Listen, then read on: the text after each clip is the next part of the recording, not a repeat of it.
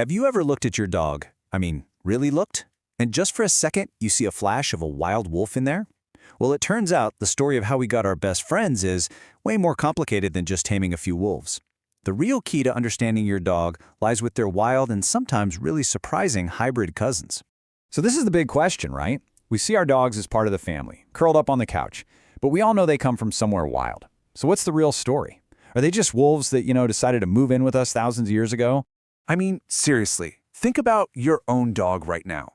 Is the only thing separating that goofy furball from a wild predator just a few thousand years of belly rubs and squeaky toys? It's a nice, simple idea, but the truth? Oh, the truth is so much more interesting. Yeah, that whole tamed wolf idea, it just doesn't quite add up. To really get what a modern dog is, we have to dig into a really unique feature of their entire family tree, a kind of genetic secret that makes them one of the most incredible animal groups on the entire planet. Okay, so this brings us to something called the genus Canis. And look, I know that sounds like a stuffy science term, but it's really just the name for a family of animals that are so closely related, they share a pretty mind-blowing secret. And here's the secret. Almost everyone in the Canis family can have babies together. And not just that, their babies can grow up and have babies of their own. We're talking wolves, dogs, coyotes, jackals, they're all genetically compatible. It's wild. And humans, we've definitely taken advantage of this. Oh yeah, we have absolutely used this little genetic quirk. We've gone and intentionally created hybrids for specific jobs, like the Czechoslovakian wolf dog. We've even done some really strange crosses, like with poodles and jackals in zoos, just for scientific study to see how they behave. But this kind of mixing doesn't just happen in a lab or a breeding program. It happens out in the wild too. And almost every single time it does, you can trace the cause back to one thing: us.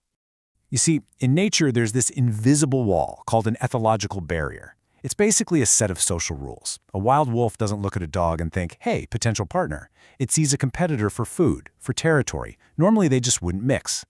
So how does that wall come crumbling down? Well, it's usually a pretty sad three-step story. First, human activity, things like hunting or development, wipes out most of a local wolf pack. This leaves a lone wolf, often a female, totally unable to find another wolf to mate with. So, out of sheer desperation, she settles for the next closest thing, a domestic dog. And this isn't just some theory. It has real and sometimes devastating consequences. Here in the US, this exact pressure has created so-called coy dogs out west. And even worse, in the east, the endangered red wolf population is so small that they've started breeding with coyotes simply because they can't find any other red wolves. So what do you actually get when you take thousands of years of wild instinct and mash it together with thousands of years of domestication? You get a very, very complicated animal, and sometimes a very dangerous one. Let's break it down. On one side, you've got the wolf's powerful, deeply wired hunting instincts. On the other side, you've got the dog's #1 trait: it's not afraid of people. Now, in a pure wolf, that fear is what keeps them away from us.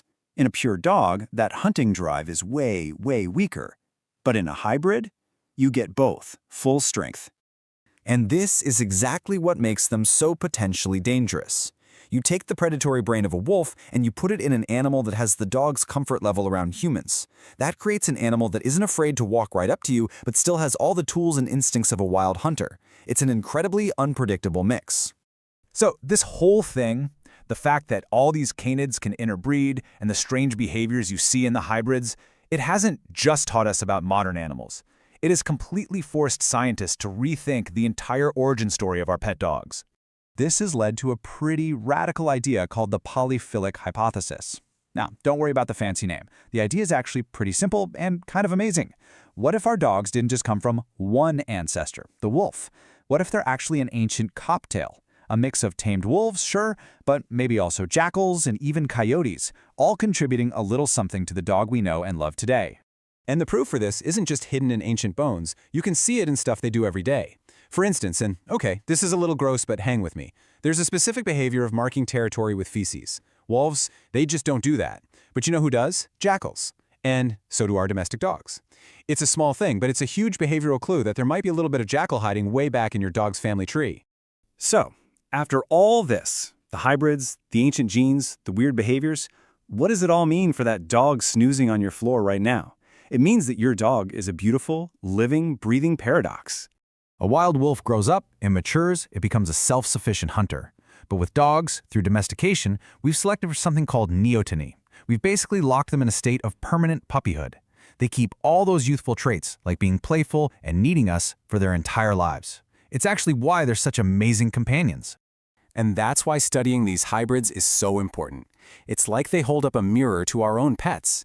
In them, we can clearly see the two separate parts that make up our dogs, that ancient wild predator deep inside, and the forever puppy that we created through thousands of years of living together. So the next time your dog digs a little den in the blankets or howls at a passing siren, just take a second and think about what you're really seeing. It's not just a cute, quirky habit, it's a living echo of a wild, ancient, and incredibly complex family tree, one that might be way more diverse than we ever thought possible. Makes you wonder, what other wolf behaviors do you see in your dog every day?